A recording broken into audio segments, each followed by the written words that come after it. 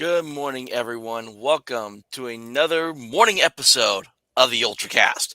Hope everyone had a great Thanksgiving week. My family actually celebrated the previous weekend because one of my family members was going to be able to make it in town. So that's why I didn't do any live streams last week.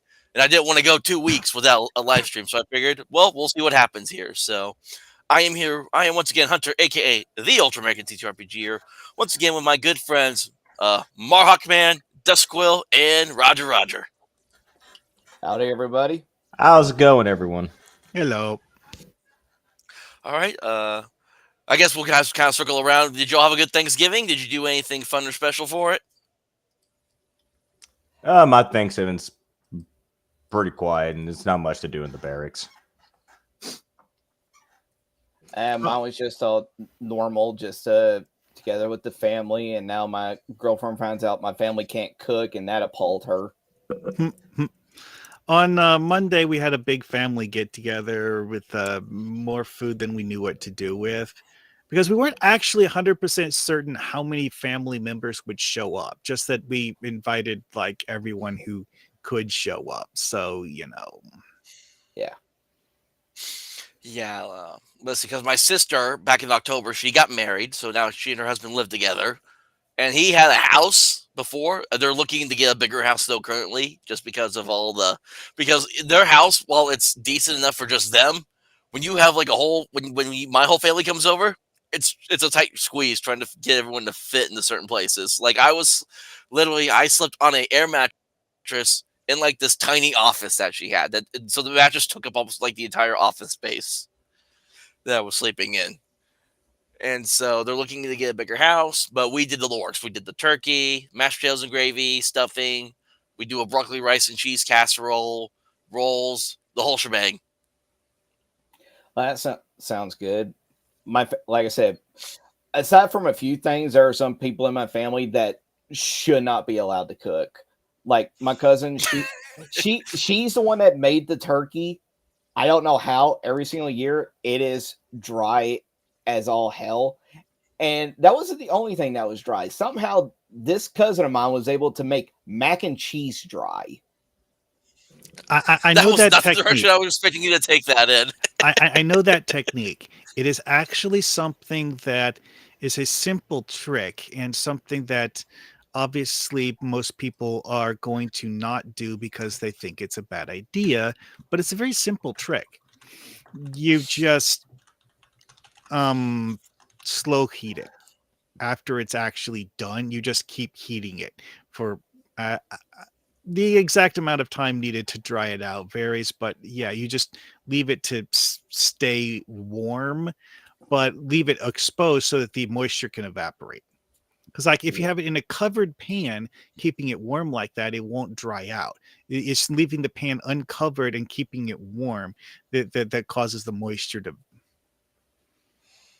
All I know is that she shouldn't be allowed to cook mac and cheese for the rest of her life if that's the case. Well, I mean, her not realizing that it's a bad idea and that there will be consequences is kind of a problem, yes. I had my little baby cousins talking about this mac and cheese tastes weird. Sounds of course, I don't think she was around them, hopefully. All right, so did do my usual go around.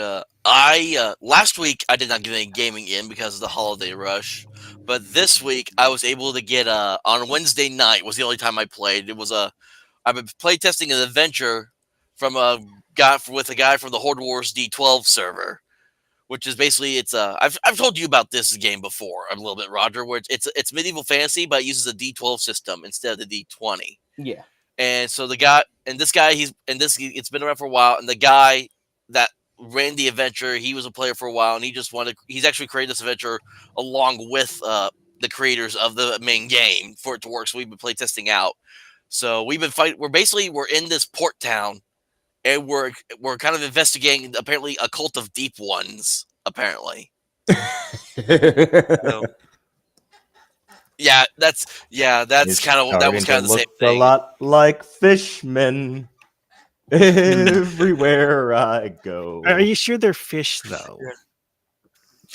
So the session. So we're only been doing this monthly, and so the session we had last month, we were investigating a thieves guild like ship. We fought off the men that were on the ship, and then right when we thought it was over, the fishermen hopped onto the ship and attacked us. Right when we were like at our like weakest, because I had used almost all my spells. Like, so there was like I couldn't heal anyone. All my healing stuff already gone. The only thing I could do was because of my brown wizard career I picked for him, I could shape change, and I shape changed into a bear. Okay.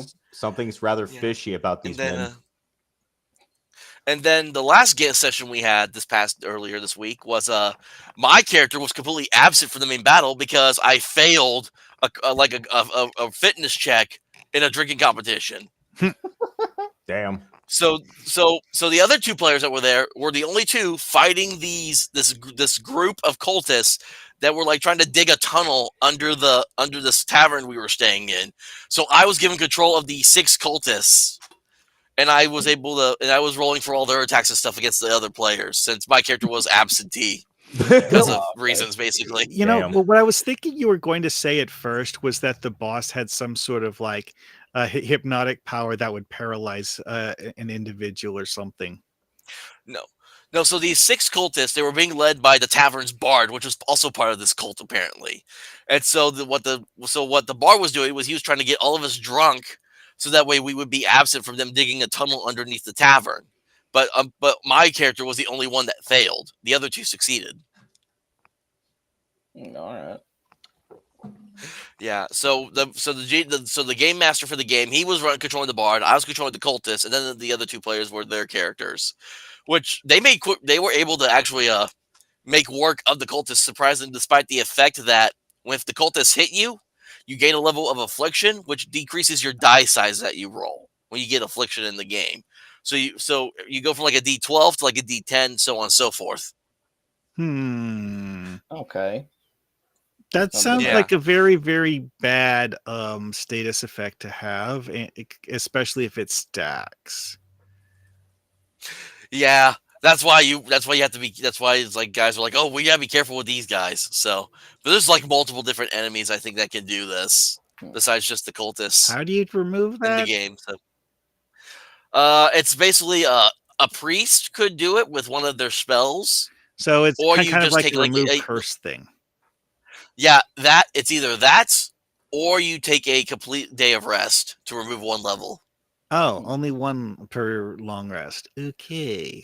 Yeah. It's like, this is how the guy designed the game. I had no say in any of this, so, but I mean, I still enjoy the game regardless. I mean, So I've always had if a I was blast with going it. to play that, I would probably have a healing potion equivalent that you could take to remove one of them. Healing potions don't remove afflictions; they only recover hit points. But that's one of those things where it's like it's a magical concoction that's kind of like how a lot of video games have like anti-poison things you can drink. Yeah, I think there may be. I don't know. I'll have to look back through the book. There may be a potion that could remove a thing of affliction. I believe. I don't remember Obviously, the top of it's my head not right something now, I would so. expect people to have an adequate supply of to remove all of the afflictions, but you know, a little something for every now and then. Yeah, this is a very much Horde Wars is very much a grounded medieval fantasy game to where there is still magic, but you are very restricted with how much you can do. Like you can only do like a fireball like once a day. It's not because it's not a spell slot system or anything like that. You have actions and maneuvers you do, and and they're all limited. So. Well, that's one of the things with Mythcraft is that some of the spells in it are things that you would expect to take like your entire MP just to cast the spell once. Crap. Hold on. I just realized I left my AC on and it's freezing in this place. So I will be right back really quick. So you guys start talking about if you got any gaming in this week while I take care of my AC really quick. Well, I did play a few games with family members when we were doing our get together, but not TTRPG stuff, unfortunately. Okay. What about you, Duskquill? Well,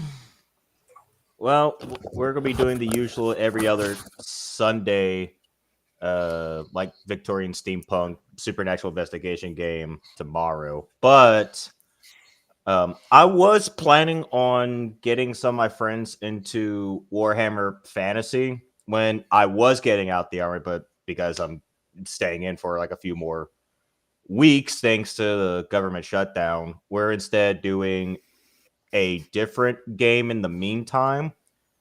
It's a game a friend of mine like made made himself fully custom from scratch like years ago.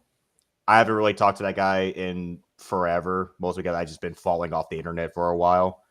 But I still got the system because I helped edit like the document for it. And me and two of my friends, we've played it like so much that we kind of know the system inside out. But we're having like two other friends come in and trying out for the first time. So yesterday we just did session 0 where we were helping them create characters, and then we'll be playing the actual first session not next week but the Friday after next, going like in tandem with the Sunday games. Okay. Right now I'm kind of scared about it because this is like, let's see, one, two, yeah, like four people in the squad, and this is a sci-fi campaign. There's four guys in the squad, and they're all psionic. I'm like, fucking damn it. That's actually one They of the are the things. most complicated subclasses, but also the most extreme in terms of, they're fantastic for situations and absolutely shit for situations. That's actually one of the things that's interesting about the Mythcraft game that I've been playing kind of off and on, honestly, is that we did not have any collaboration in terms of choosing what we were going to play as. We just, each of us looked at the book, decided like, hey, this sounds like something that would be good to play, and just randomly came up with 3 completely different characters. And what also fucking terrifies me is that in this game there is maladies where people can take like pretty substantial negatives to how their character operates in order to get like pluses and like elsewhere, sort of like little challenging sliders for character creation. And there's one called Haunted where you're it doesn't do anything mechanically, but what it does do is that there's like 3 spirit types your character can be haunted by, and just at random I can ask them to roll a luck roll, and whether they pass or succeed will determine how the spirits that haunt them like react to the world around them, whether beneficial to the person or negative to the person. 3 of those fuckers are haunted. I got to come up with 3 spirits. Okay, that's interesting. In a group of 4, 3 of them are haunted. I remember I forget which TTRPG it is. It was probably one of the Palladium games, but there was a game where one of the character disadvantages was something that had absolutely nothing to do with how your character played. It simply prompted the GM to send NPCs to hate you. That was it. Like Okay. the disadvantage is that you will have extra NPCs show up because they want to shoot you, or something to that effect. That's fantastic. But over on my end, we found, I can't remember the last time we actually ran it, but it's whenever I ran the one session where like all the players are playing as like humans from this world to get transported to the fantasy world, the Perils of Pandora, where they were going to face off against a dire troll. And here's one thing that I absolutely love. I love it whenever a player is playing a race, and it's kind of like the same thing in our Curse of Strike campaign, Hunter, where Valkyria goes hard into making sure it's like, all right, I'm playing this race. I'm going to play how this race is going to be. Yeah, the Oathbreaker Paladin Drow, that's a complete misandrist for the Exactly. most part. Where where this player of mine, she is playing a kobold, and she is going hardcore into like how an actual kobold would like do in like certain situations. So like very chaotic, or Well, chaotic and Like my community, like my shinies, like Yep, my dragons, yep. hate the tall boys. That also the thing of like claiming like, all right, oh, I see that. That's mine. You can't have it. That's mine. That's my shiny. That yeah, that's exactly what happened. There was a whole entire conflict where the MacGuffin item that they were looking for. The way that this happens is that when one of the player characters touches it, it like gets imbued into like their hand and everything. It got to the point where she was claiming like, "I will cut your hand off in order to get my shiny." she sounds like if you had a dragonborn and the Kender had a baby, and boom, you get a kobold. Well, see, here's the thing: is that kobolds in certain implementations of them, they actually have a racial weakness where you can trick them into fighting each other by just like throwing a handful of gold coins on the floor. The goblins and horde wars are the exact same thing. They have an effect. They have this racial ability where if you just toss like a handful of coins out in front of them, the goblins will fight each other to the death over the coins. Does she also have a fascination with traps? There hasn't really been anything traps coming up yet, but one thing is that one of the other characters, bless her heart, the girl. Oh, there goes. Oh, You probably disconnected. Yeah, It's hold on, I'm raining bringing them here. back. It's raining here, and my internet has been slightly unstable, so I guess that was Gotcha. it. But I've been there. it also doesn't help out that one of the players doesn't help with enabling the kobold's behavior by just randomly just giving her gold pieces. Okay. Hunter, Yeah, can and you I'm take about a to say wild guess on who it might We be? must Is it- appease the lust for shinies. I want to say it's Buddy, but Dash could also easily go into that territory as well. Well, Dash ain't a part of it, so you got it right the first time. So it's got to be Bunny then. Yeah. I was going to guess that the person who's playing a Oathbreaker Paladin, but yeah, I don't really know most of the players in that. Well, game. that's in our Curse of Strahd. This is in the Perils of Pandora game that I'm running. Different game. Yeah. Yeah, he's an Australian buddy of ours that he just was like, it's actually funny because he's so used to old school that he's kind of learning 5e as he's playing along this campaign. But we were trying to get we were trying to find like a fourth player, and I think Dash reached out to him, and he was just like, sure, I'll join. Never played 5e before, but I mean, still D&D, so. I've said it on X. It's actually should be required in fantasy and also in sci-fi. There's aliens that the different races should have stereotypes, and their presentation should be in line with their stereotypes, because what that does, that it allows players going into a thing to have two different fantasies that they can play. They can either play that race and be the ones that goes against the stereotype, or the player that completely indulges in the stereotype. Oh, well, yeah. like Yes. for Star Trek, for example, is like in the home game that we have that I was playing.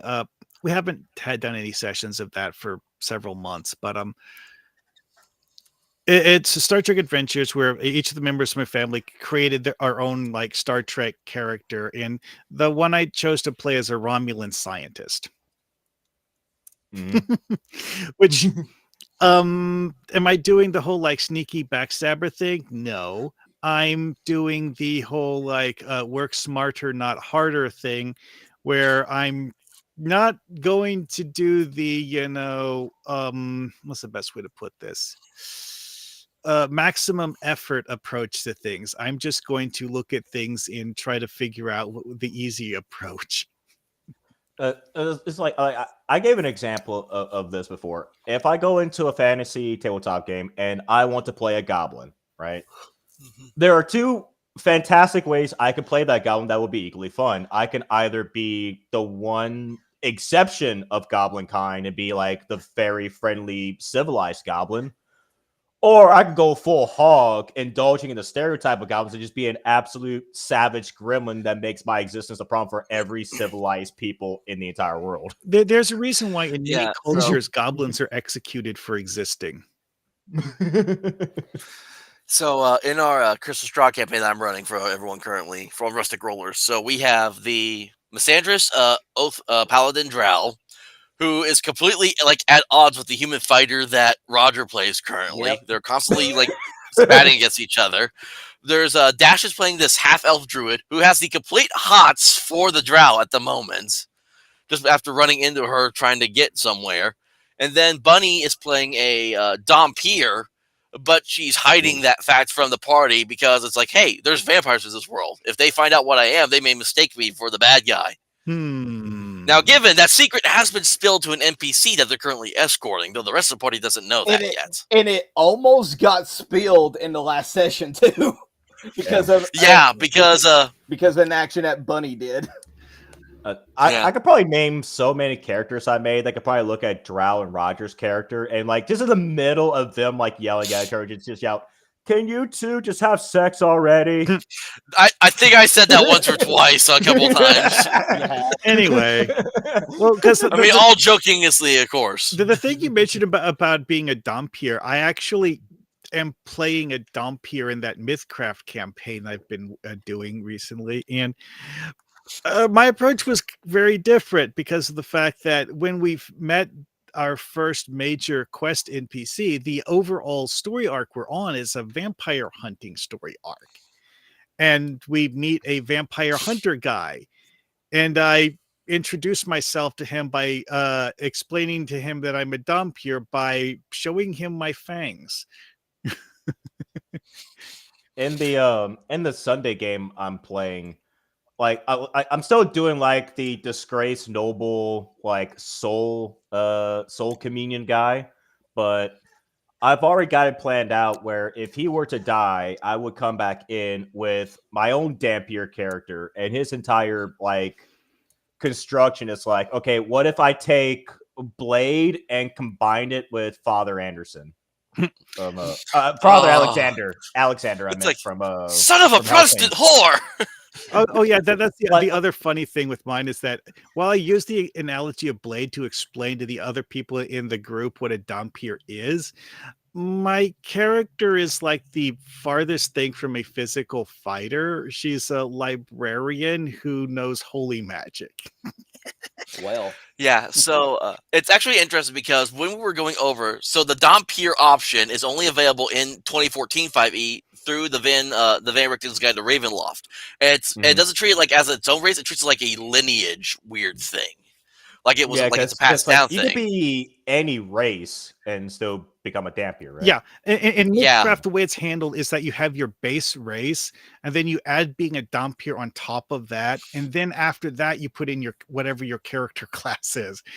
So you have like 3 different layers of stuff. Yeah, I think it's like a human mother, vampire father, and bam, Dompier. That's basically what we sort up to. So it's still kind of we're treating it like its own race in a sense still, but it doesn't really go into definition of like how effective is a Dompier affected by things that vampires usually are. Like, so we just kind of rule like the weakness, running water, holy magic, like that. In Mythcraft, there's 3 different kinds of Dompier depending on how your character became a Dompier. And each of those has a different set of weaknesses baked into it. Like, certain kinds of Dompier actually have a vulnerability to holy magic. Yeah, and what we clarified was, so, I mean, Dompier, walk around in daylight, no problem, but of course in Barovia, there is no sunlight currently. So we haven't been able to test that out yet. Holy symbols, give her the ick, but doesn't, like, completely, like, do anything to her, basically. And we found out, we actually had to look this up because there's a scene, if you're familiar with Curse of Strahd, where you go to this chapel, the father's there, and he's been praying for days nonstop. And you hear screaming and cries from underneath the floorboards of this chapel. Spoiler alert, it's the father's son, and the father's son has been turned into a vampire. And so while everyone was sleeping, our Dompier rogue player sneaks finds the trap door that's locking the vampire son underneath, cuts a hole in it and starts having a conversation, and decides to feed some of her blood to the vampire's son. And then we all had to stop for a minute and be like, would a Dompier's blood like affect a vampire in any way? And we found out, oh no, Dompier blood is almost like poison to actual vampires. Oh, it was great. Well, see, here's the thing: is that vampires do not drink the blood of other vampires in certain settings because of the fact that in those settings, vampires are considered undead, and drinking the blood of an undead is, it's going to make an undead become dead. Well, in Vampire the Masquerade, vampires could drink each other's blood, and that's called a diablerie, but that's like a whole fucking nuanced can of worms of how fucked up that is. In the setting of the Underworld movies, which is somewhat based on Vampire the Masquerade, drinking the blood of another vampire will actually let you like relive part of their life or some weird stuff like that. Yeah, it's sort of like a soul mind meld kind of a thing. Yeah, so for the Dompier lineage in 2014 5e, there's actually a table you can roll on to see like what does this Dompier feed on, because it's not just blood strictly.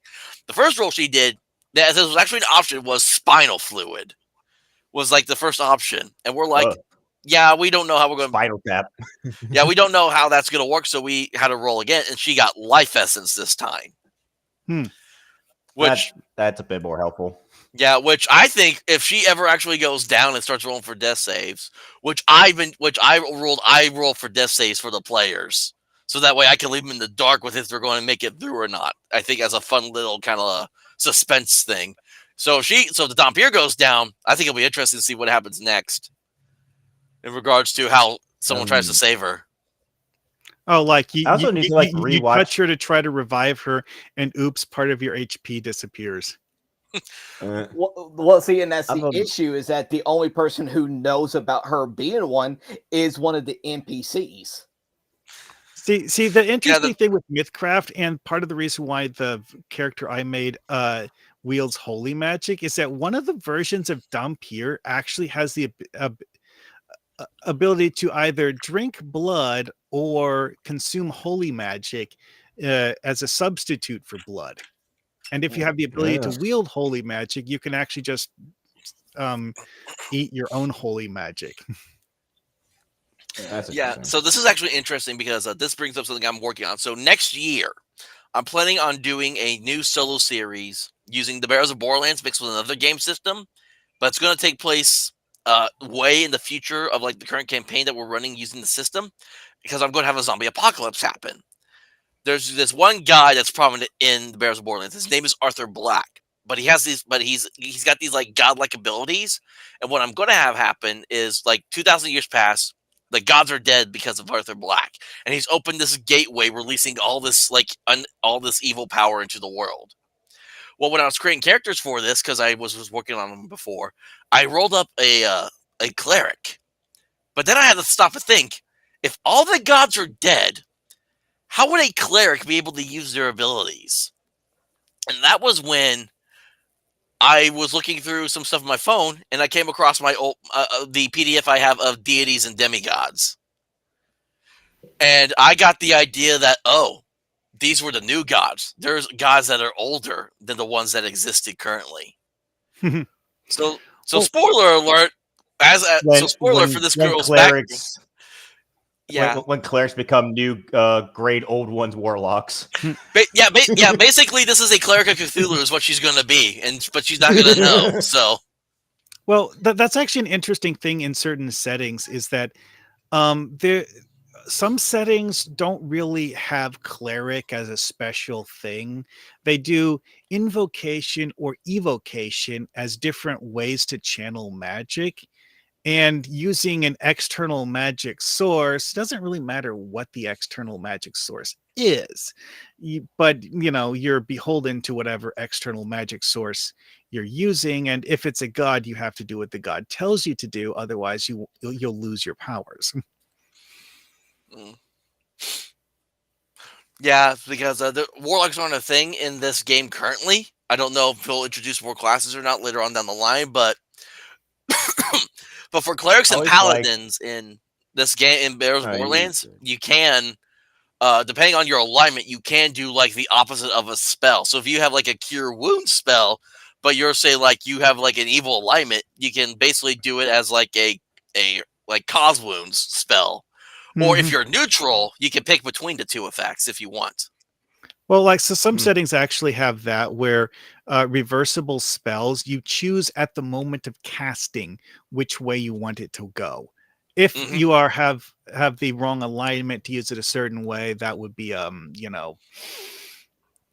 issue, but that's related to your alignment, not the actual spell itself. Oh yeah, that's another thing though. It's like in some settings, like okay, I'm going to use the Thundar, the barbarian example again. It's like in that one, certain of the people who have magic powers get them from an external source and lose it when that source is destroyed. The source doesn't actually control them in any way, but without it, they don't have powers. Yeah. What were you gonna say, Duskquill?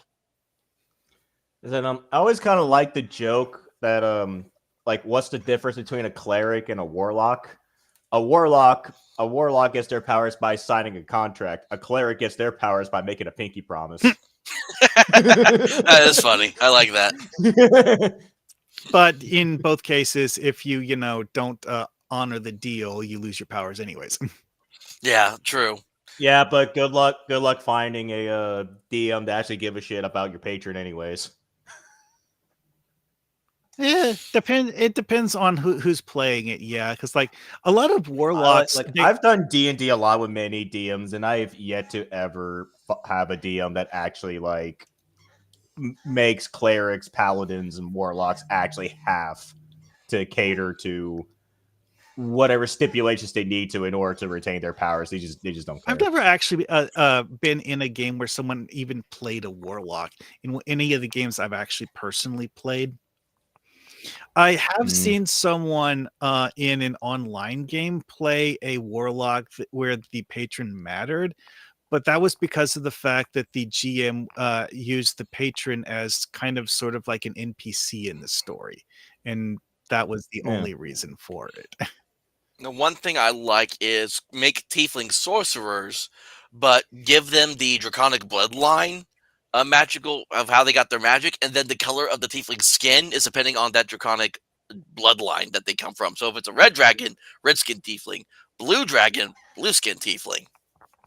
Interesting Instead of idea. the Asmodeus, Mephistopheles. I was bloodline. thinking that you could just leave out the tiefling part and just have it be Gives you Dragonborn. yeah. I mean, because the Dragonborns wielding dragon magic is already a thing. Yeah, that would also. But Yeah, then again, like Dragonborn only have the Dragon Breath innate ability, meanwhile Tieflings but have a could bunch of wait, innate but could you? cantrips. But if you did that, could you technically be descended from a different dragon then? So say you're a gold dragon, but You then could. you're a sorcerer, draconic bloodline, and then you say like green dragon. Yeah, you can do You that. could a Dragonborn scale colors could imply a lineage of certain ancestry, but it's not a hardball sale. It reminds me of the story about the silver dragon and the green dragon that became humans, slept together, had a completely pure human son, and then it's a whole custody battle between the two dragon parents, and people were like, "I'm technically dragonborn." It's like, but you're human. It's like I'm technically. It's like, yeah, my parents were both were dragons, and they shifted to humans. So it's like I'm technically 2 parts dragon. So wouldn't that just be whole dragon? You fucking think so, wouldn't you? Well, I mean, one of the most amusing animes I ever saw was called Dragon Half, where the main character, her mother is an extremely powerful red dragon, and she inherited her mother's power, but her father is human. So when she was born, she looks almost exactly like a human. Okay, I know what you're talking about. I just looked it up, and I I- remember seeing I- this. I love the Punky Doodle animation that was about a centaur mother and a horse-headed minotaur father having kids, and they had a daughter. It's just like a normal ass fucking human, and the son is just like a full-on intelligent horse. Oh Lord.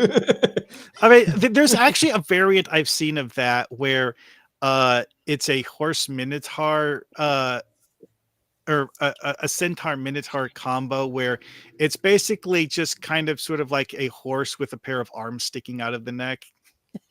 Ooh, I don't like that. I It, don't it, it like kind of that. sort of has shoulders attached to it, but it's not like a human torso. It's just like an extra pair of shoulders embedded in the neck.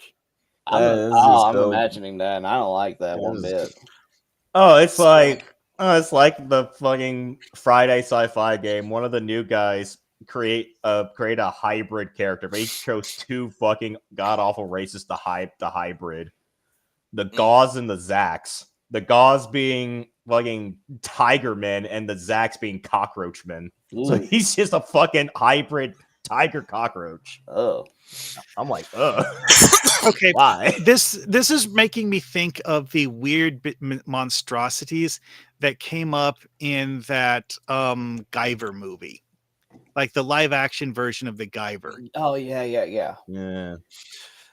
So I figured we kind of steer a course a little bit. Let's talk about some video games because in about 2 weeks the Game Awards are going to be happening, Mhm. and I got the website pulled up for some of the categories. Let's see. Oh, boy. Looking at what's on Game of the Year this year, we have for the nominees: Clair Obscur, Expedition 33, Death Stranding 2, On the Beach, Of course. Donkey Kong Bonanza, Hades 2, Hollow Knight Silk Song, and Kingdom Come Deliverance 2. Those are in the running for the Game of the Year award. Yeah. I've already done my voting, and people could call me a shield if you want, but every single category that had Expedition 33 on it, I just voted for it. Well, I mean, you even had Iron Mouse do a Expedition 33 song cover at her Club Iron Mouse concert. Ooh, I had no idea about that one. Really? Oh, I need to watch that. It's like I don't really care much about these award shows of any kind these days, but if I was to vote, I would put it down for Hollow Knight Silk Song because I believe I say this over and over again. Silk Song set the standard for video games and how they should be priced. It's like I am tired of these $70, $80, $90 games.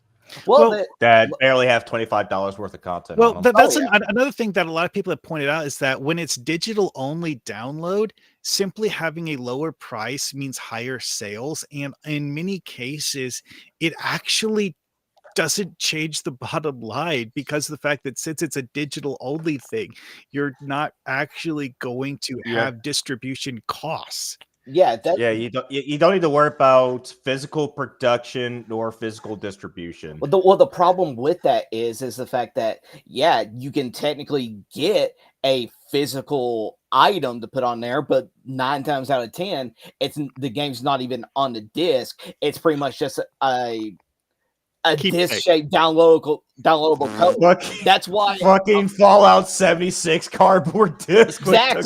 with code.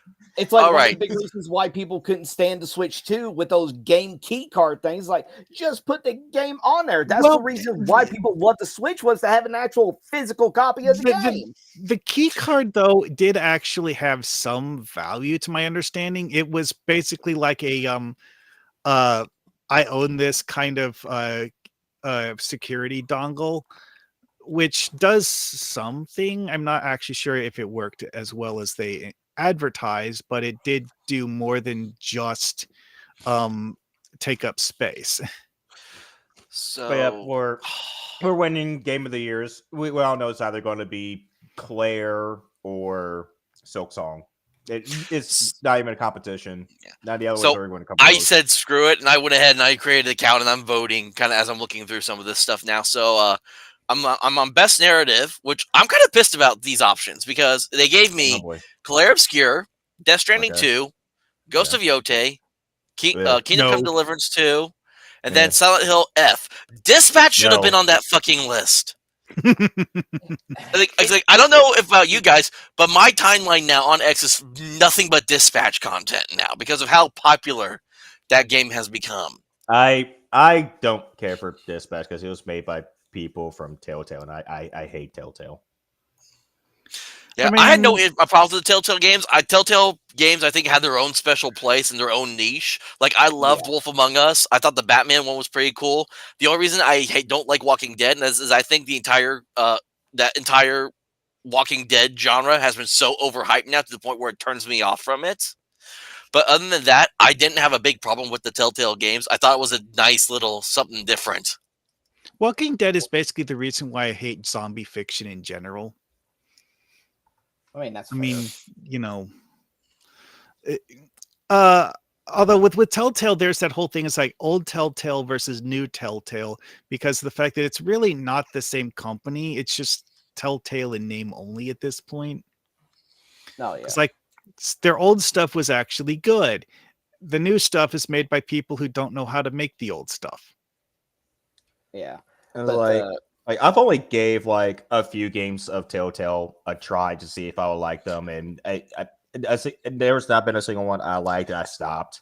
Old The Telltale best made ones they've one ever of the done best. was like the original Walking Dead episode, and even then they had like their own little Telltale retardations in them. Like the one thing I fucking absolutely despised was how they always say that your choices always matter, but yet you get this choice where your group is walking through the forest hungry, and y'all find a abandoned car in the middle of the forest just loaded with so much fucking food in there, and then you can choose to either be with the group and ransack the car, or you could abstain from looting the car. Yeah.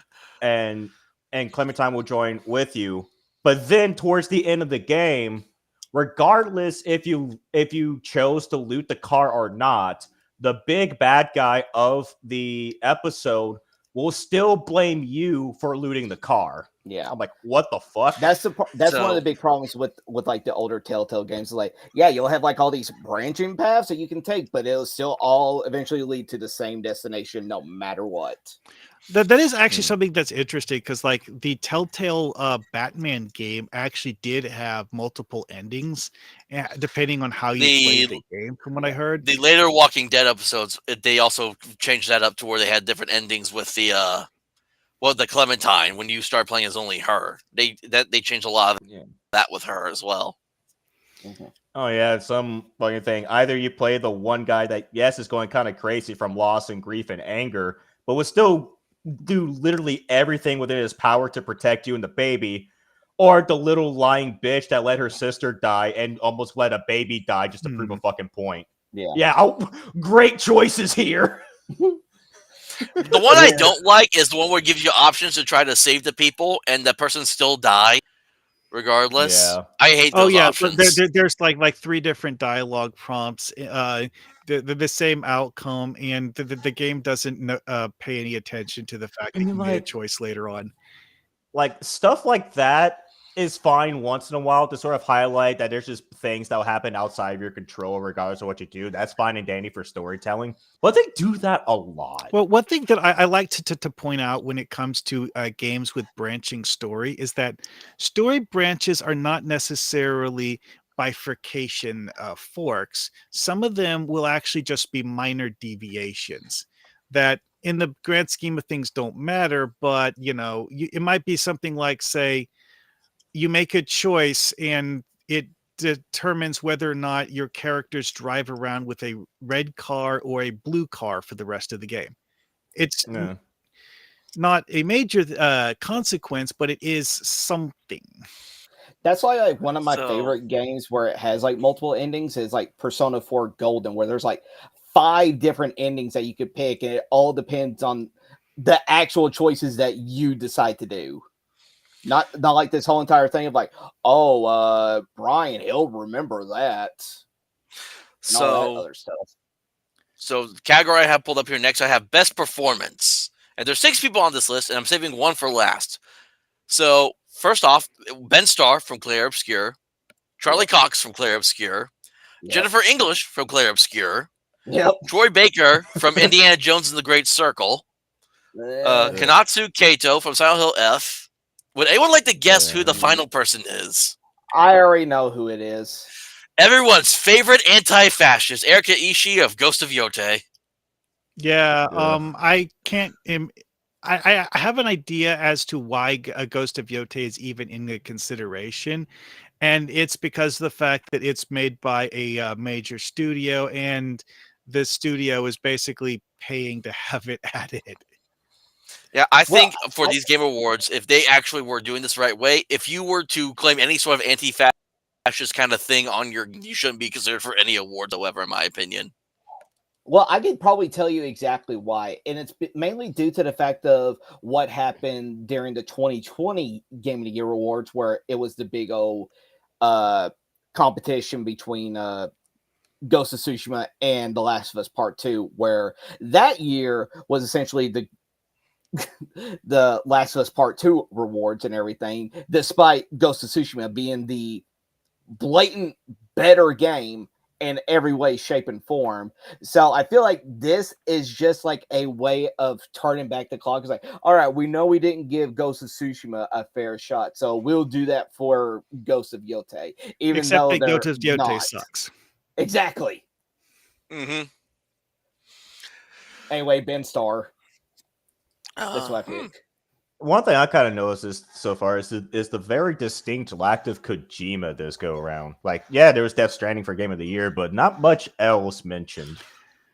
Death Okay, Stranding 2 so seems here to we. have had less of a reach than Death Stranding 1. Well, I think that's So mainly here's just. another one. I was gonna say, I think that's just Go ahead, mainly Roger. due to the fact that Death Stranding was just a very divisive game. There are some people that love it and some people who despise it. And there's really nothing with it to despise about it. It's like you just either like the game or you don't. There's really nothing to hate about it. I think it's mainly due to the fact that you're looking at the Kojima getting absolutely screwed over by Konami with Metal Gear Solid 5, and they Mhm. thought that, oh, he's going to do his own production. That means we'll just get crazy, wacky stuff that we would normally get. We got the crazy, wacky stuff, but it wasn't the crazy, wacky stuff that they wanted. It's crazy, wacky stuff where it's like a vague concept where you actually have world building that's a collaborative community project, because the fact that you can actually go out into the game world and see buildings built by other players just walking past them. That is actually really cool. It is cool, and this whole thing is just built because Kojima wanted to celebrate all the friends he made along the way. Because not only did he get screwed over out of his pioneering IP, that being Metal Gear, but he also really because he was a fan of Silent Hill, and he was going to be able to work his own Silent Hill project, and then he got fucked over out of that. Yeah. And that was probably like the lowest point he was in his life, but he had a pretty good network of friends both in Japan and in America. And so he came up with Death Stranding to sort of like celebrate that and try to like spread that connection to others. Yeah. It's a very symbolic piece. All right, but what's the next Right, category, so Hunter? the one I want to recognize. There's best independent game. There's the options are Absalom, Ball X Pit, Blueprints, Claire Obscure, Hades 2, and then Silk Song. Independent. I don't know any of those except for the last three. I mean, Claire Obscure Yeah. is something that it has a reason to be considered a good game, but it stretches the independent thing because of the sheer number of people working on it. Okay, so I just went to the next category. It's best debut indie game, and it's only 4. It's Blueprints, Claire Obscure, some game called Despelote, and then Dispatch finally appears on the list. And Dispatch. Yeah, I go with Dispatch personally. I would too. Yeah. I'm just Because and then there's a what I said about Claire Obscure, it's like it's a good game. Nothing bad about that. It's just that it's not what I would call an indie project due to the sheer scale of it. I mean, so long as it's not backed by a major corporation, it's an indie game. Yeah. Like, it doesn't matter like the size of the crew, just so long as it's not backed by corpo money. Yeah, and even still, with it even being created by a team of 33, which is actually 32 people and a dog, which I just found out. 32 people and a dog. Let's Yeah. go. Hardest worker in the office, right there. I mean, you can technically have a dog as a voice actor in your game. Well, You yeah, technically can. Yeah. but So but yeah, like you said, it doesn't matter like how many people are in the studio. Like as long as the game is good, that's all that really matters. They only just count it as like AAA just because like the sheer size and scope of the studio itself was like. You got Team Cherry, 3 people. You got Team was it Skyfall who did Expedition 33, 32 people. But then you got people like Ubisoft, which hires like hundreds, potentially almost 1,000 people. Bro, I well, believe not Hello anymore. Games. I believe Hello Games had like a team of 5 people that then expanded to 12. so next one I got on here, best action game. So we got Battlefield 6, Doom: The Dark Ages, Hades 2, Ninja Gaiden 4, and then a game called Shinobi: Art of Vengeance. I've heard good stuff about Shinobi Art of Vengeance. Same here. I haven't heard that one. I never either. But if I remember correctly, I voted for Ninja Gaiden mainly due to the fact is that you have the people that don't know actual action games just going in there playing it, thinking that they could just mash a button without actually learning the game. Ninja Gaiden is an old school get good game. Exactly. That was the get good before Dark Souls right there. It was like those games were purposely made to where you can go throughout that entire game without getting hit, and if you do get hit, that means you fucked up. Like honestly, Legend of Zelda games have often been built in a similar way. That is actually the first thing I ever did in a game that had like block timing mechanics was playing Legend of Zelda. Oh yeah, I can totally see that. Because like when you're doing a sword and shield setup in Zelda, you block an enemy attack, it can't counterattack by whacking them with your sword, and you can fight an enemy that you have to hit with the sword 5 times and not take damage at all. Okay, so next category I recognize the best video game adaptation for like film or TV. Oh no, adaptations! So, here we go. Fallout. The 5 options we have: the Minecraft movie, no; the Devil May Cry series, no; Splinter Cell Death Watch, hell no; Last of Us Season 2, and I guess I didn't know they. Oh, I forgot they did this. They made Until Dawn into a movie. I completely forgot about that. That should say. Which I'll be honest though, I have not played Until Dawn, but I watched a lot of the gameplay for it. I thought it was a really good game for what it was because it had that whole butterfly effect system they were doing. I found Until Dawn to be one of the ones that tried to challenge Telltale game style games and actually did it better. Yeah, exactly. That is an actual game to where your actions will literally have consequences. Oh yeah, that's right. They took the Telltale formula and showed them up. I was trying to remember why it was that they don't have Fallout in there, and if I remember right, it's actually because of the fact that Fallout is technically too old to fit their time window. Yeah, because I think it came out in 2024, if I remember correctly. All right, so this will be interesting. Most anticipated game award. Oh, we have 007 First Light. Grand Theft Auto 6, no. Marvel's Wolverine, no. Resident Evil Requiem, and then The Witcher 4. I picked Resident Evil Requiem. I would too, honestly. Especially because after the last 2 Resident Evil games, they have been really good. Yeah. Oh yeah, my Resident Evil most Village was actually like a legit a game that you want to explore the world. My most highly anticipated game is Guild Wars Reforged. But if I had to take a wild guess, it's either going to be GTA 6 or The Witcher 4, just because the normies want it. I have no hype whatsoever for GTA 6. Nope. I probably would have for Witcher 4, but my issue with that is that I'm too afraid they're just going to make Ciri play like Geralt instead of her having her own unique play style. Yeah, that's a problem. I think they've already pretty much said that she's not going to have like any of the stuff that she has, and she's going to be the official first female Witcher, which is some dog shit right there. Yep. So it would have been I just interesting finished to have a post-Witcher world. Yeah. Right. So that's the initial voting. Round 1 opens December 1st. So they have 3 rounds of like nominee voting. So there's 30 so on December 1st it's 30 nominees, you vote for 10. Round 2, December 4th, which is on my birthday, which is like here in less than a week. It says 10 nominees vote for 5. And then round 3 is December 8th, 5 nominees vote for 1. So we'll see we'll see how like all the categories get whittled down over this next week, I guess. Yeah. Like, Meanwhile, here I am just playing a shitload of indie games. The only 3, I would say, probably major games I've actually been enjoying lately is like Baldur's Gate 3, Age of Wonders 4, and Dune Awakening. Everything else is Still playing else is pretty Skyrim to indie. this day. And I just because I forgot I bought this game because it was an Xbox game, but it's backwards compatible on the 360. It was Lord of the Rings. I think it's Lord of the Rings, the Middle Age or the Third Age the Third Age is what it's called.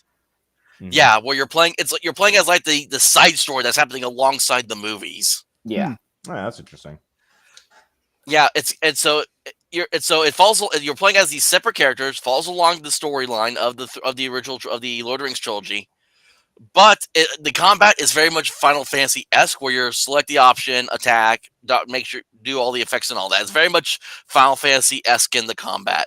I mean, this is actually something that I've often said that I would personally want to do if I was to make a Star Trek game, was to look at things that are canon events in the Star Trek timeline from a different perspective. Like you play as the crew of one of the ships that was in the Dominion War that you never actually saw on screen, but you and your crew have to help the hero ship with whatever the heck the hero ship is doing this week.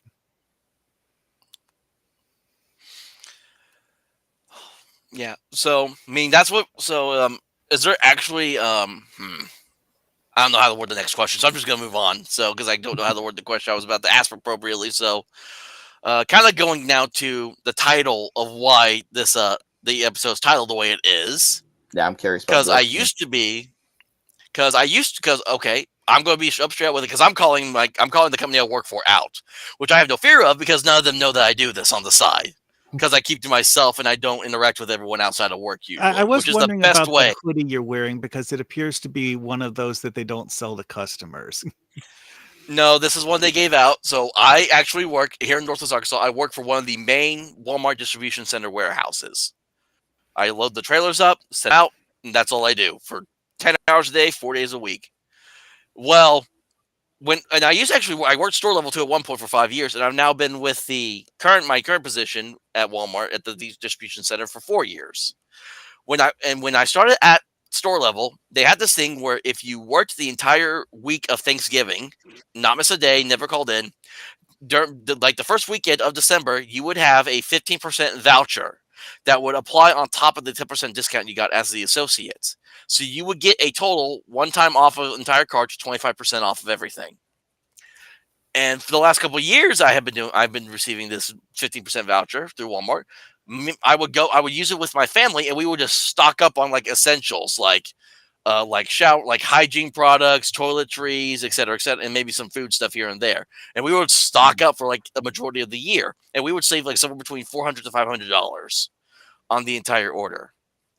That's pretty good. Well, recently during the last general meeting we had at the warehouse, they announced that because of the increasing cost of everything, it used to be the 10% discount we had only applied to like non-grocery items.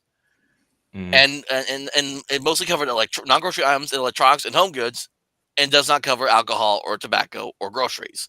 Well, they decided. So they decided now the 10% applies to almost just about everything except for alcohol, tobacco, etc. And I think there's still a few grocery items that will not cover, but it does cover the majority of the groceries now.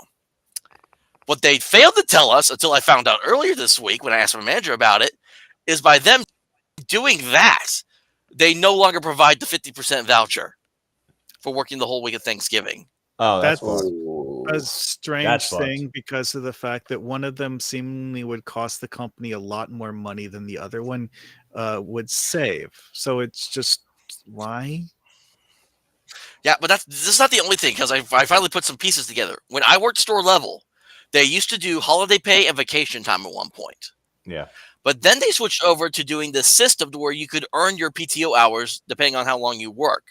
So, like, if you've been there for like a year or so, you earn so much time in PTO, so it accrues over time. So you're earning your hours for paid time off. Well, when they did that, they got rid of holiday pay and they got rid of vacation time. So on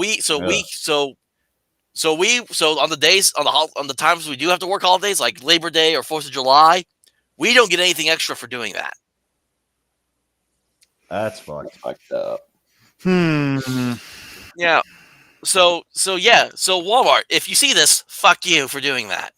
That's one of those things that's very strange because, like, the first thing you mentioned is that while it's dumb, it actually seemingly costs them more money than it saves them. Yeah, and like the second my parents one were pissed when I told them that we don't have the voucher anymore. The second one seems to be just a way of screwing your employees out of their pay for a lot of it, which Out of their earnings. Yeah. Oh yeah. Yeah. Now I can't complain about the pay. I make 24 and a quarter an hour currently, and where I work, so I'm not by all means starving, and neither are my folks. But the idea was like there are probably people that relied on that voucher to get some stuff with. Oh yeah. And you just took that away from people. So my parents were like, we're still going to do bulk order stuff, but now we're going to use the Walmart delivery service they have now and make them deliver it all to us instead of us going and doing all the work. Yeah, exactly. That's just one of the things that upsets me is that I don't live close by to utilize that option. Yeah, this is just like screams of like corpo trying to min-max benefits, and it's just like, are you guys actually seriously thinking this through? Because you're doing things that give people incentives to not actually be good employees. Oh yeah, it happens all the time. Because like the last job I had before coming in was that pretty much there was this whole entire thing, because I dealt with like government paperwork and everything, and we had this whole entire system where you had like a number to do every single hour, like the number of pages that you have to scan into the system and whatnot. And they're probably trying to see like how far they can like strip pay and incentive from employees before people just start breaking and quitting, and then drop more, then replace them with illegals. We'll see, but I think Walmart wishes they could replace their employees with AI, but then realize, oh wait, no, the AI would actually just screw everything up. Well, surprise! Well, lo and behold, with possibly within the next 5 years, in some warehouses, like in other parts of the country, they have these robot machines that apparently will stack the pallets with the freight now, instead of us. Like, so the idea is that these robots will stack the freight, and then there will still be either people driving the trucks to carry them into the trailer, or it'll be like automotive, like little forklifts that'll carry it to the trailers to load them in. Given though, by them doing only palletizing everything, they now will be sending out less stuff to the stores because the pallets take up a lot of room. Whereas I go into the trailer and I stack everything wall to wall. Yeah, if they palletized everything during shipping and distribution, that's significantly less product per load. It is. Also, I have to question whether or not their system will actually have, shall we say, accurate loads, because that's the issue that people have been having, is that they've never actually had one of those AI things have 100% accurate results. Like one source I saw recently said that there's going to be like a 10% wiggle room margin of error in most of these AIs, solely because of the fact that the fundamental premise that the AI is built on doesn't allow for it, because otherwise the AI wouldn't work. Yeah, and then my big thing I bring in is like, yes, you have all. If you replace this all with these robots, who is going to fix them when they start breaking down? Because I'm pretty sure in a matter of time, they're all going to start breaking down. So you're going to get people to train to be able to repair these things, and not everyone's going to want to do that.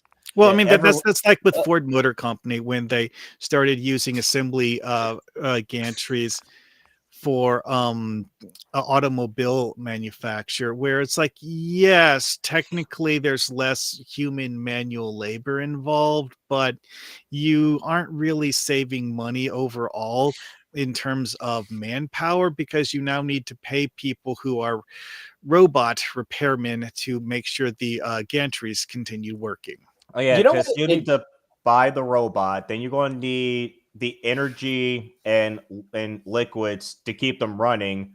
Then you're going to need the parts to repair them if they ever start breaking down, and then you need to pay people to do rewirings, repairs, diagnostics, reprogramming, recoding. Oh, they The, won't do that. They'll just get robots to repair the robots, and then the repair robots will have repair robots to repair them.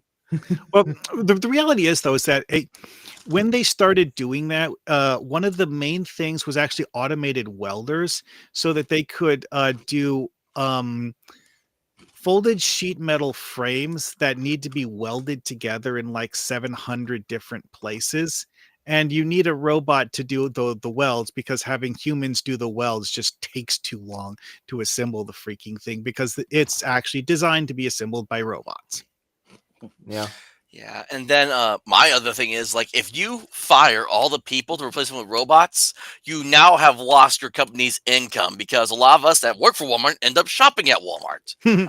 So now that we have no money coming in from Walmart, we have no money to spend at the stores, and now the stores are going to start failing. And And then, not to mention, you have companies like Aldi that literally, the majority of Aldis that are here in Northwest Arkansas have their buildings right across or next door to Walmart's. And if you're a former Walmart employee that got fucking replaced by either an illegal or a robot, and you somehow managed to get a job elsewhere and get money again, are you going to be shopping at Walmart?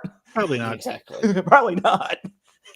But yeah, you were talking about that. You know what? It just instantly reminded me of like employees getting replaced with the robots, but then having the employees fixing the robots. It reminded me of one of the little subplots in Charlie and the Chocolate Factory. I Where was Charlie's thinking that dad too.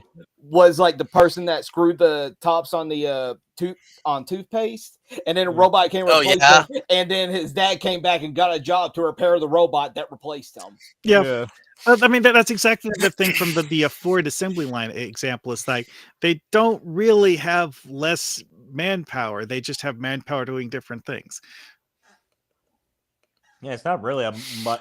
The only thing I can see that they're saving themselves from is liability of workplace injury. Because it would be safer to work on the robot working the assembly line than it would be to work the assembly. You would think so. I Yeah. really have been thinking about putting an anonymous tip in the ice about my workplace just to see how many of my coworkers are actually legal citizens.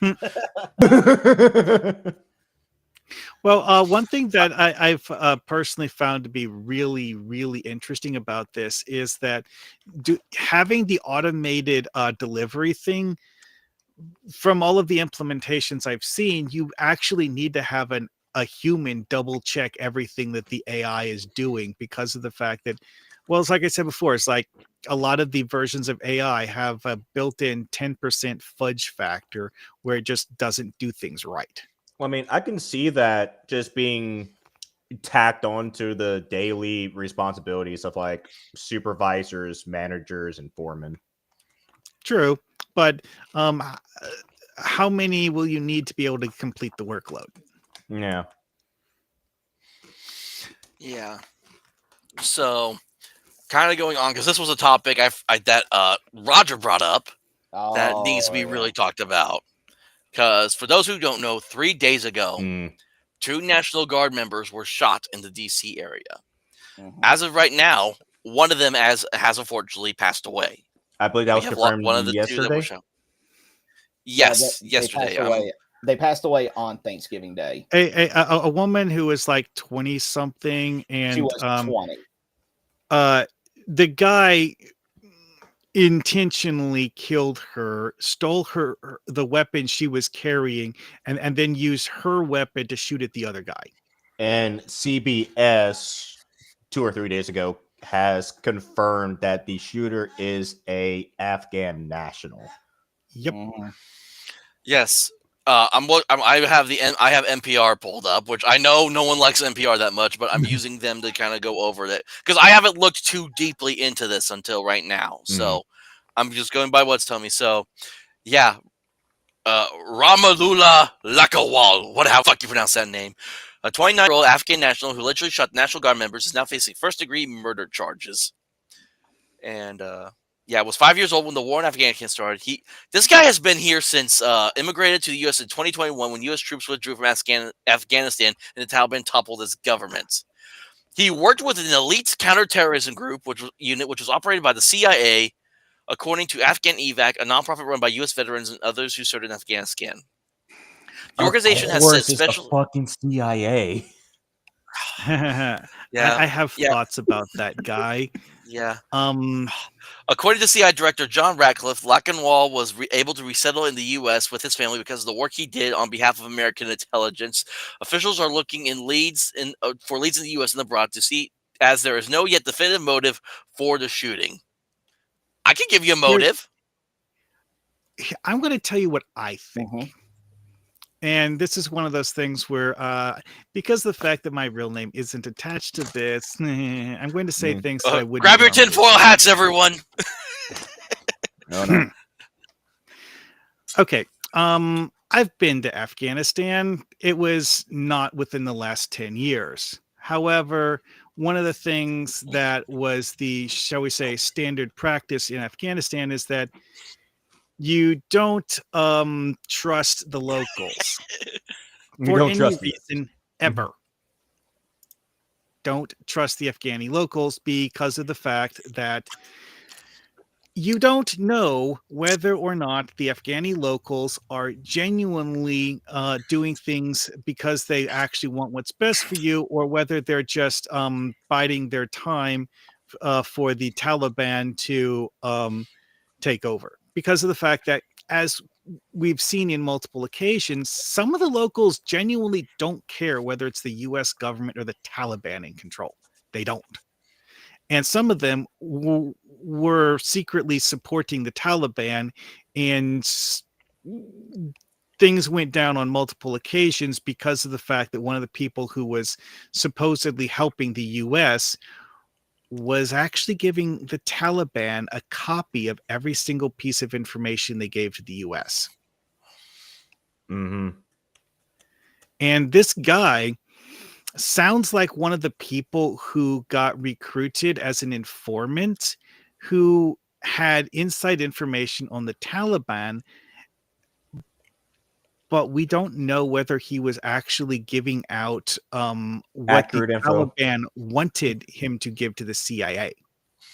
Because that's the thing with some of these, is that they give things that are technically accurate information, but it's incomplete information because of the fact that it has the redactions to protect the Taliban, so that the information isn't actually good enough to stop them from doing it. Yeah, it'd just be information that the Taliban, that there's no consequence to the Taliban.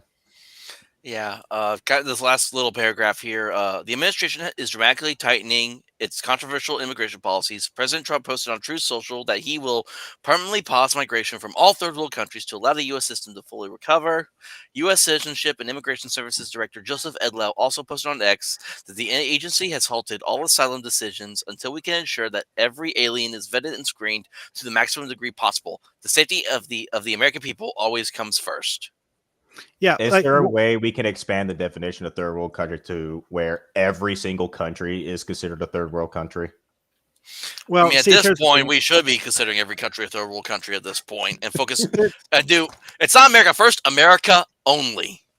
Well, see, that term never had a real definition, so but it's a descriptive term, shall we say? Okay, I've got something to slightly counter what it is that Hunter said. Yes, it's American first. Here is the major problem with that.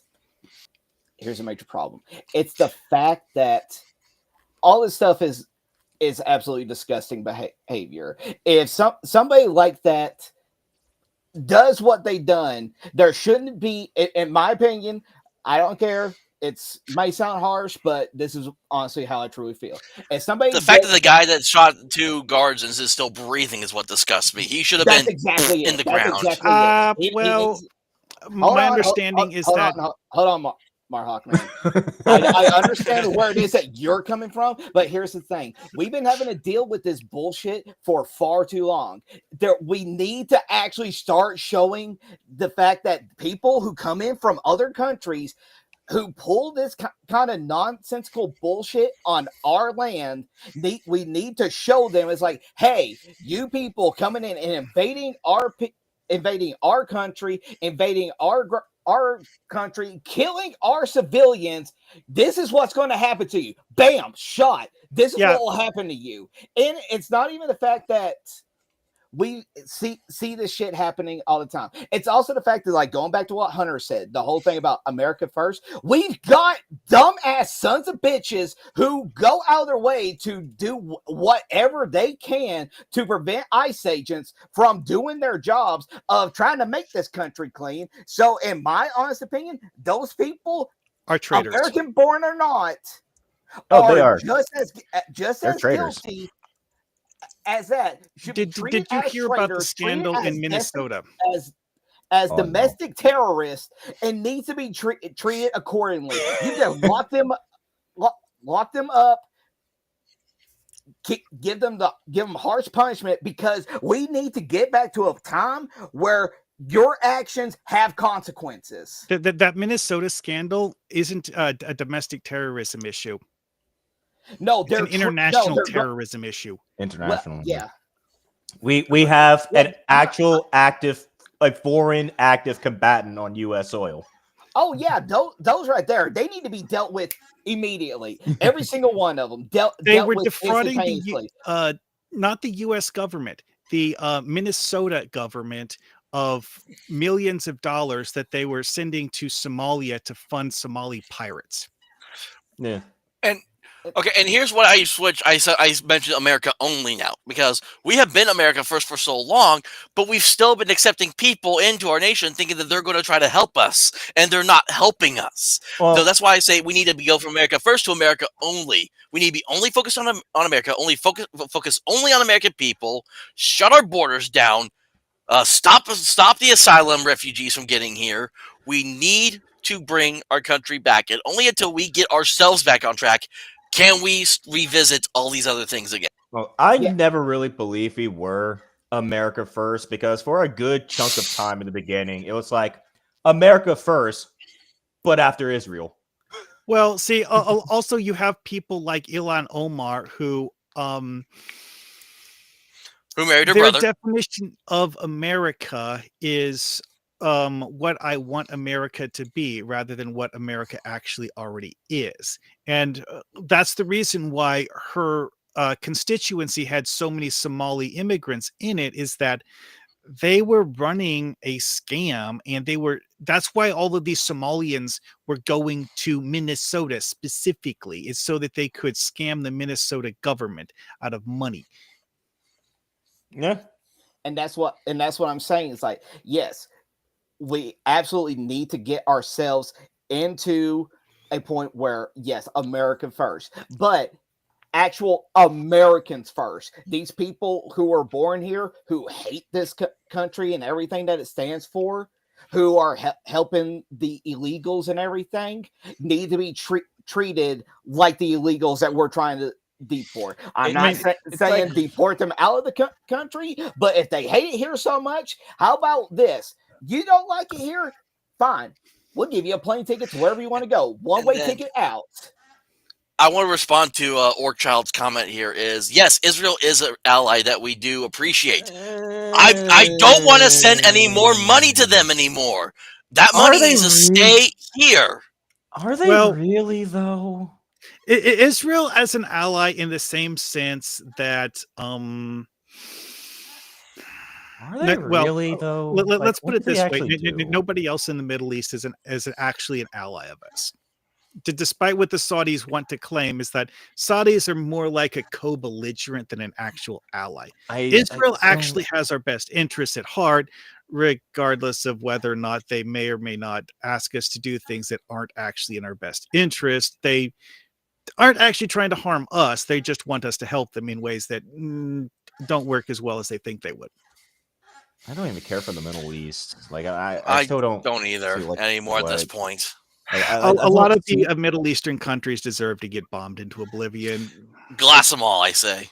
It's At this like, point, is it really like the only thing we ever hear about of why we're in the Middle East is because oil. It's like, brother, we got billions of tons of oil literally everywhere else in the world. it's like people. I say that people are like, think of the children. I'm like, you mean the future terrorists? Yeah, that. But yeah, that's what I'm meaning is that yet, like I said, we just keep getting every single one of these people out of here, and then like all the people born here, every single one of them need.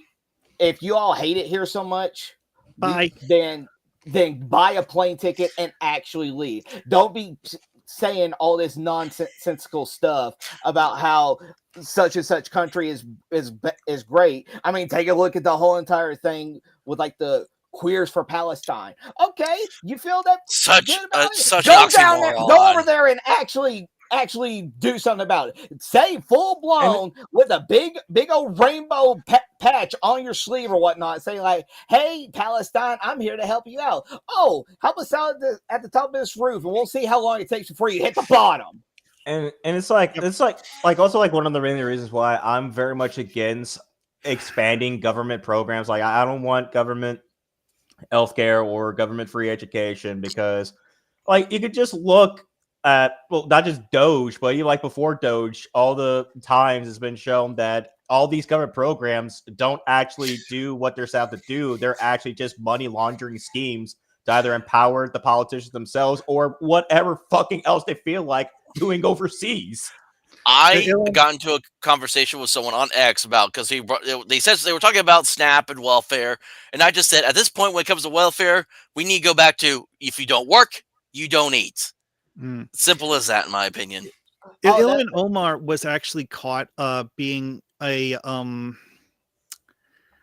we don't know exactly what level of her attachment she had to this place was, but we do know that she was a regular patron, so she knew that the establishment was a fraud.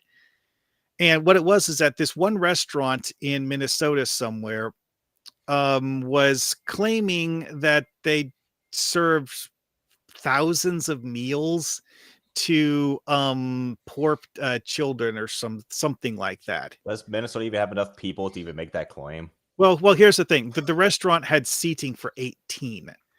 It didn't have enough seating to have 100 people in the building at the same time. And they claimed to be serving thousands of meals to poor people or whatever shit. It was run by Somalians, and guess where the money was going? Somalia. And Ilhan Omar's pockets, apparently, because she was somehow getting millions of dollars from something. And also, she was facilitating the scam. Yeah, that sounds about right. All I know is send Ilhan Omar and her husband brother back to where they came from. Yep. God. Actually, that's one of those things that Trump tweeted about is that apparently her immigration paperwork was falsified, and that actually means that her status as a legal resident in the U.S. is now in question. Mm-hmm. Oh boy! So I'm going to share this site with y'all really quick because I came across this video. I think when I was looking through Facebook Shorts, and I thought this was interesting that people are so tired with everything that they are now doing this. So let me get it open. Oh. Return to the land. Hold on, it's being slow on my end here. Yes, so yeah, hold on, my freaking computer's being weird on me now. What in the world? Okay, they must have done something with all the layout lately because it just completely changed the entire layout on my end to where I'm trying to figure out how to get it to where it shows us on the screen. So I don't know why it did that. That's so weird. I don't seem to have the option to maximize, customize. Okay, that's so weird. That's doing that. Okay, so I apologize that I can't bring our faces on, but this is a return to the land, and apparently this is about it's a association for individuals and families with traditional views and common continental ancestry.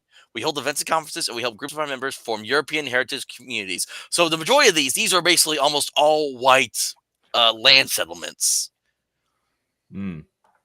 And I actually came across this video where they're talking about like we were the people that this I forget who did this video about them, but they had some people interviewing. They're like, we were so tired of what's been going on with the cities we were living in that we wanted to see a better life for our families.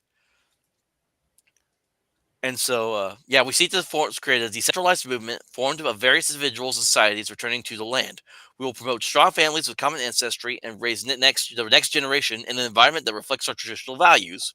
We will facilitate economic and social harmony between all groups and individuals in our movement. Above all, we will continue to engage in a never-ending pursuit of excellence, refusing to lower our standards or lose sight of our goals.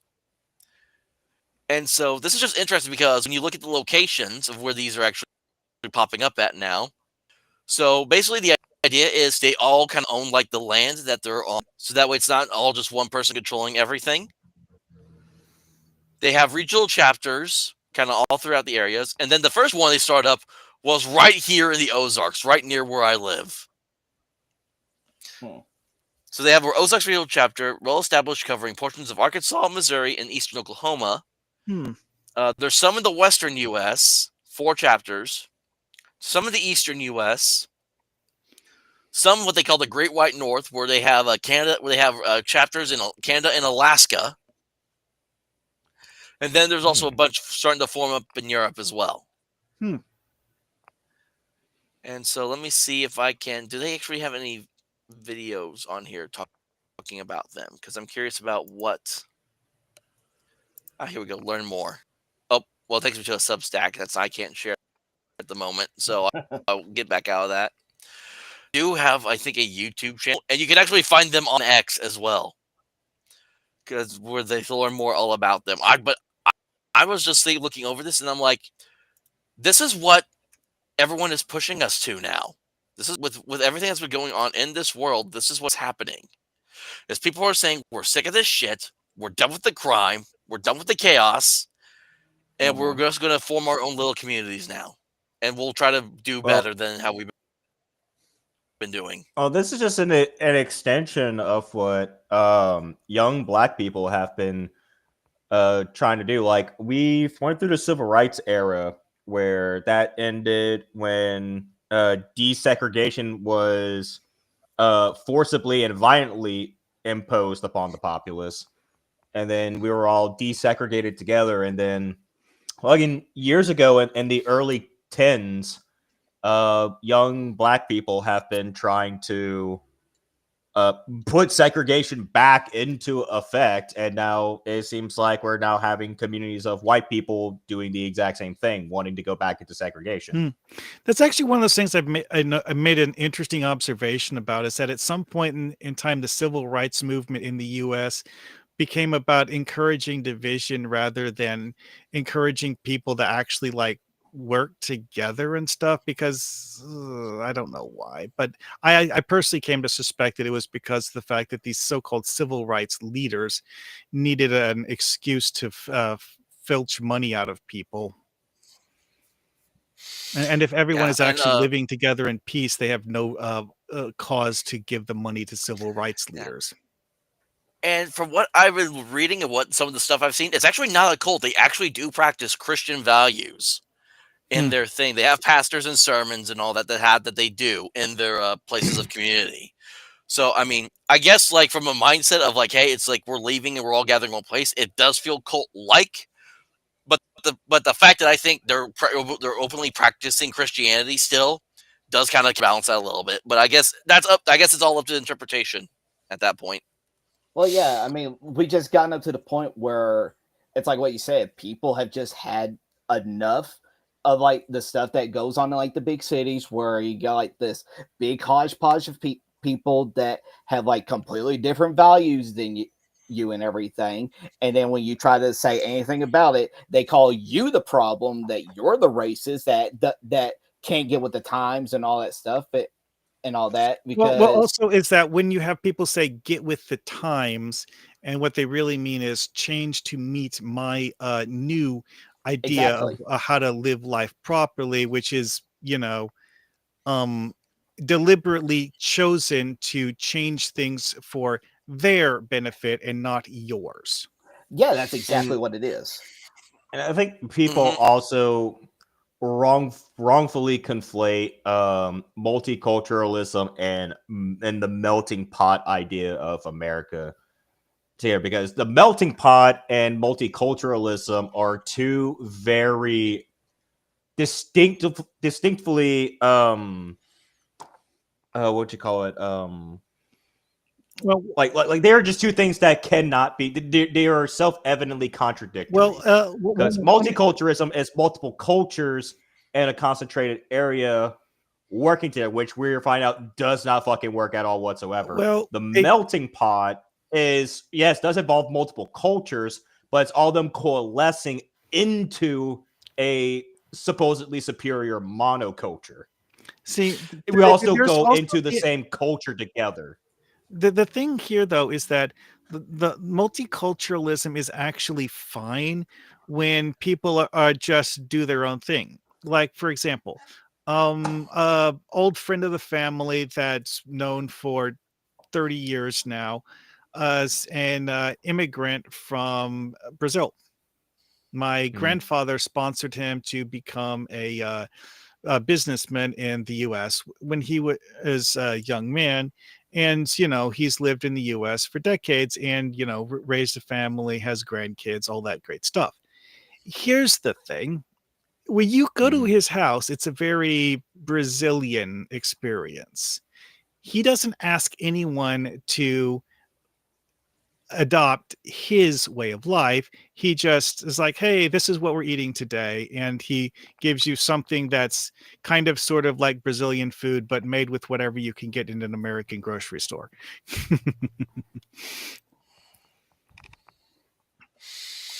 Yeah, I remember heard it once said best. The idea was you were supposed to immigrate over to America, share your culture with us, and then integrate an Yeah. American. And Exactly. that's exactly what he did. And, he did a very good job of it.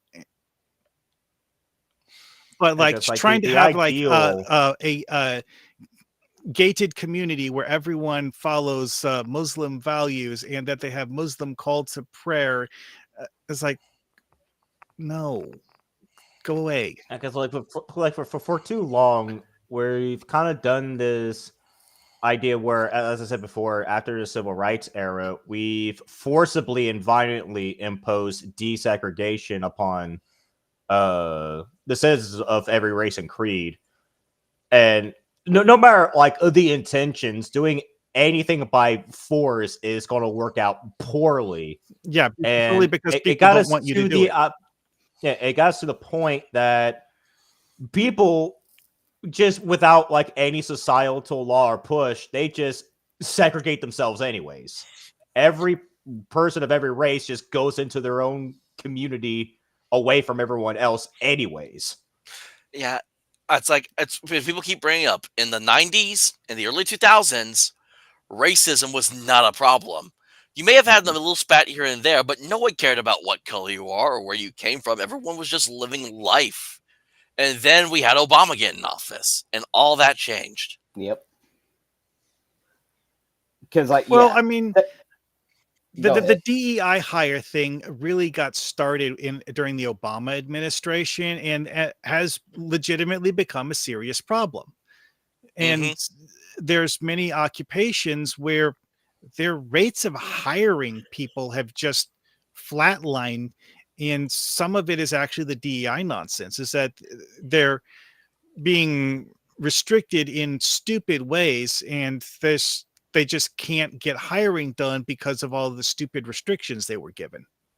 Yeah, because they have to do it by the ratio, but there's not enough people interested in the job that they want for them to have the accurate ratio. Well, one of the worst is apparently the airline industry pilots, because being a pilot flying a 737 is a job that genuinely requires quite a lot of skill. Uh, an ordinary person can't. You just can't give them a manual and tell them to go fly the plane. No, giving them a manual will be adequate to dust the control cockpit. Yeah. But it's like the list of requirements that exists solely for being able to get the job done successfully is high enough that adding this stupid stuff on top of it means that you're going to have your job pool dwindle to almost nothing.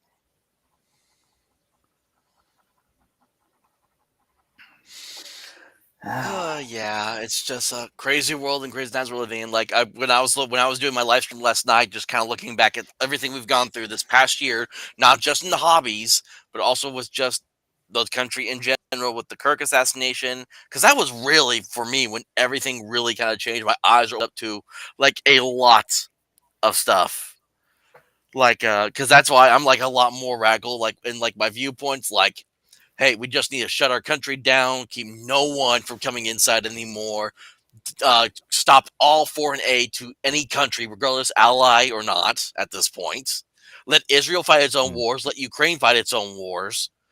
Pff, hell, I'd be absolutely. I'm almost to the point where I'm gonna say, sorry, Taiwan, you're on your own. I wouldn't just like completely stop everything, but reevaluate how much all of this stuff is actually needed. I'll say Taiwan's probably been more of an ally to America than Israel has, to be honest. Yeah, because they provide us all our computer chips. Is a real ally. It's just that Israel is a conditional ally that they are very, very eager to help us kick over anthills in the Middle East. Anywhere else? Nah.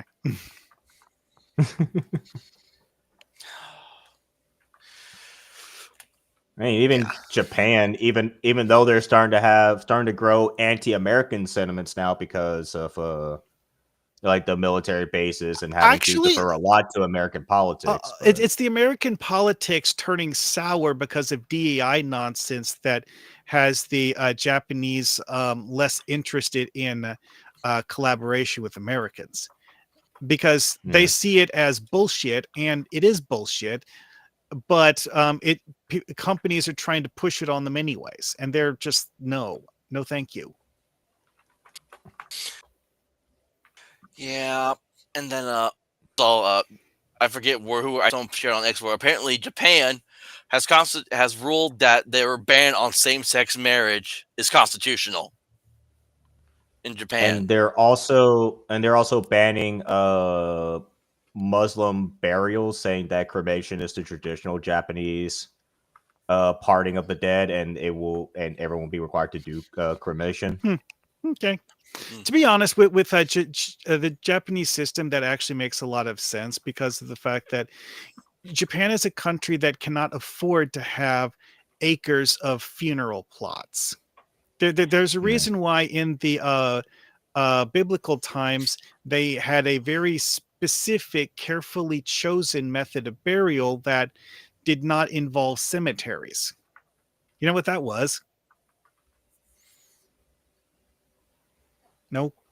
It was crypts, but crypts where you didn't have coffins. You just carried the dead into the crypt and just like tossed the dead body on the pile of the other dead bodies that you tossed into the crypt. Yeah. Honestly, I think we should be using the dead bodies for like garden fertilizer at this point. Just put it 6 feet under, and there you go. You got flowers and vegetables. Yeah, I mean, some cultures actually have done that in the past. And also, like back then, like embalming was not really a thing you did to the body. You just bury the body, and then the shit rots and it's gone. And then realistically, like within a few years, it's no longer taking up space. Embalming came about as a novelty for rich people, and why on earth people decided that everyone should do that weirds the hell out of me. Because in the US, there's a lot of things that got introduced as rich people things for rich people reasons that poor people had no reason to even think about, that somehow got pushed onto people as a product that everyone should have, and not just the rich people who can actually afford it. And it's like I don't want to be fucking embalmed. Just just bury my fucking dead ass body in the ground and let it fertilize a fucking garden. I don't give a shit. I don't want my body to be perfectly still and preserved for decades. Yeah, It makes no sense. there's It I'd makes no be sense. I'd be perfectly fine. Remove my organs, donate them to who needs them, and then just cremate me and spread my ashes in That the wind. I've already Well, they can't harvest organs from an already dead body. They gotta do that while you're still alive. That's the downside of that. Yeah, heard some interesting stuff about that, which is, but whatever. I've already told that my idea is that when I get old, have a family and everything, I want, and whenever I die, I want my body to be cremated, and I want to be put into an urn that is shaped in the model of my head, so a bust and a little placard saying like I'm always watching you. Oh, it'd be actually really cool. Take my ashes and put them into a dice set. I've actually heard of people doing that. Like you can get novelty dice with all sorts of objects embedded in them, and I saw someone that put ramen noodles in a dice set. I have actually seen several ones that had various kinds of food embedded in them. Well, I think that about covers all that we wanted to talk about today. Well, So, actually, I did have one minor thing I was planning to mention earlier about the Afghani thing, which is something that's very, very relevant with the thing with the people that Biden imported to the U.S. okay. Remember what I said about how not to trust the Afghanis who worked on posts? Well, part of the reason for that is that they'd figured out that multiple times when information got leaked, it was because of the fact that one of the people who worked on one of the posts was, feeding information to the Taliban. That's not surprising at all. Fair enough. So, the people who the Biden administration imported to the U.S., a lot of them were probably Taliban agents. Mm. That's about right. Yeah, that sounds about right for sure. So, I mean, Yes, remember, folks, we now have active military foreign combatants on U.S. soil. Act accordingly. Yeah, that But guy this who is what shot the National Guard people was probably one of the people who was a Taliban informant. yeah, this is also we need to hold the Democrats responsible for this as well, because we had the video of all those all the Democrats saying don't obey illegal orders. Okay, so what's the illegal order? Come on now. If you're going to talk to me about illegal orders, show me which one. Which one's the illegal order? Yeah, y'all are out here posing as service members and pulling out your credentials as service members, trying to, disobeying an article in military code of justice, telling people what to do in politics. You got to do it for a reason. Where's the illegal order you mentioned specifically here? Yeah, because let's face it, it's like you are required by law to disobey illegal orders. A panel of courts-martial will be convened to decide whether or not your explanation for why you chose to disobey what you consider to be an illegal order was in fact actually valid. Also, if you obey an illegal order knowing that it's illegal, you can also be tried before a court-martial in order to decide your fate. Mm. Yeah, and I think it's just crazy that even some military service members are so like anti-American now too in some regards. Well, see, I would fear them to be traitors and should be shot for it. well, the reason why I was mentioning that last thing though is that the Democrats have been pushing weird punch the Nazis bullshit, which is kind of sort of why you have the Antifa wackos doing what they're doing. Well, here's the thing: they've been trying to seduce the U.S. military into getting on board with their insanity. And that's why I was mentioning that whole thing of getting tried by court-martial, is that if you follow the Antifa bullshit, you will probably get tried by court-martial. Yeah, All and started so, with Richard Spencer. God damn it. and like, what do we keep saying, ladies and gentlemen? They don't kill you because you're a Nazi. They call you Nazi so they can kill you. Yep. Mm-hmm. Oh yeah. Well, on that note, thank you for joining us today for another episode of the UltraCast. Again, hope everyone had a great Thanksgiving. Hopefully, you got some good Black Friday deals. I know some people I follow. They've been shooting out some RPG sales that are going on right now, and there's some Cyber Monday deals that are still out there as well. So if you're in the mood to get a new game, go out and get you a new game, get you a new set of dice, game with some friends, game with some family, have fun. I think this upcoming Sunday, I will be again on the Rustic Rollers channel, doing another session of Chris Estrad. And then as we go into December, the Sunday before Christmas Day, we're going to be running a dispatch one shot using the Fate Accelerated system, where we are doing a Christmas one shot called Dispatch All the Way. Is the title for it right now. So, Interesting. I'm looking forward to doing that. Well, one of these days, the UltraCast members definitely are glad to do a tabletop game together. Yeah, we'll have to figure out like what kind of game would we want to do for sure, because like I don't, it's like as much as I know everyone likes D&D, but I'm one of those guys that's like, can we find a game besides D&D? I don't like D&D. I have an idea because I'm pretty sure it has to exist out there. Why not do something that's kind of like a space fantasy, kind of like try to do something like a Star Trek or Mass Effect in a way. If y'all are interested, there is an indie game. There's an indie tabletop game I enjoy a lot called Veil the Void, and it's sci-fantasy. I mean, Star Trek Adventures, I have a game. You can actually just kind of like retheme it to add fantasy stuff if you really want to. A buddy of mine, he's a independent creator, and he has this game. It's called Out of the Black Hack. It's very Spaceballs using the Black Hack system. Cool. Oh god. That sounds rough. I like it. It's like, well, one thing people because forget about Star Trek is that it actually canonically has magic as an aspect of the setting. It's just that it's something you only see on such incredibly rare occasions that people forgot it is a thing. I say Q's fucking magic. Well, you can't convince me otherwise. Q is the example people cite the most often, but there's several other episodes that also have things happen with no explanation other than something just happened. Oh. Yeah, it says like literally a sci-fi sick RPG, and in space, no one can hear you soil your vac suit. Oh yeah. Also, it's like Star Trek has a bunch of super aliens that would basically be people with magic powers if it wasn't Star Trek.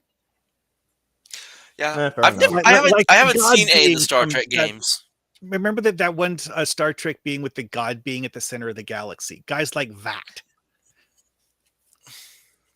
Oh yeah, and I forgot today. Later this evening, we're my indie comic book people are also going to be continuing playing the Star Wars RPG. The D6 one, or a different Fate and Destiny, I believe it's called. Okay, so so this is the Fantasy Flights version, then the one with the weird dice. Yeah, the one with the unique dice set. Yeah, if I wanted to run a Star Wars game, the one that I have that I would run would be White Star by James Spawn, because it's a white box D20 system. It's really cool, and they have Star Knight classes, and you can play as like a Star Squirrel, so you can be a Squirrel Jedi basically in the game. What the fuck? Fun. Yeah, the equivalent of the of Squirrel Green Lantern dude, almost in the sense. No, okay, I get you. That's pretty neat. Yeah. All right, so we'll go around. So, Duskquill, where can everyone find you?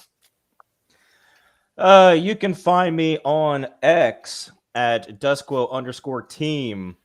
I should be leaving the army like the 13th of December, so I'm hoping by then I'll actually start working on my own projects, and then you can find me in a bunch of other places, but the current moment it's just there. Yep. So, Valkyria, which is one of the players from our Crystal Straw campaign, has a question for you, Morhawk. Why does God need a spaceship? You know that they never fully explained that in the movie, because he's somehow imprisoned there, but we don't actually understand what he is or how he got to be there well enough to understand how he was imprisoned. This is one of those things where it's like implications of something like that can actually have really, really far-reaching consequences. And Star Trek tends to take the throw the spaghetti at the wall approach to world building.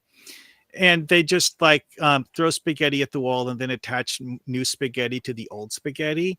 But then you go back and look at it, it's like, this doesn't make any sense. So, where can everyone find you at, Marhawk? Well, I'm at Marhawkman on X. Marhawkman 303. I don't know why the number is attached to my name on YouTube, but it is. Also on Kick and Twitch. I technically have a Rumble account. I don't think I've ever uploaded anything to it though. I don't have. I got a BitChute, but I don't have a Rumble. Yeah. And then, Mr. Roger, where can everyone find you at? Well, you can find me over on X on at Roger Hopkins CTP. That stands for Country Time Pop, and of course, you can find me over there at Country Time Pop, where you can get your Southern style news and reviews and all things pop culture. I will say I am going to be taking December because I want to try to fix it up over there to where starting at the beginning of the year, I'm hoping I could do. I want to try to do potential like maybe hour-long daily shows of just like current stuff going on in pop culture and stuff, and then I can make like little video segments of like those sections from the live stream. Yeah. You definitely wouldn't content anytime soon, that's for sure. Oh hell no. Oh god. And as always, you can find me on X at the Ultraman TTRPG at Ultra TTRPGer, Ultraman TTRPG on YouTube and Rumble as well, where we will where I do Friday night live streams, and then the Saturday morning Ultracast show, where we just talk about what else is going on with the world. Because with the world that tries to silence us, I want our voices to be loud and be heard. So I hope you all have a great weekend. Enjoy those Thanksgiving leftovers, and as always, is it Saturday yet? Have a good day, everyone. Yeah, take care, everyone. Yep, You see you all later. have a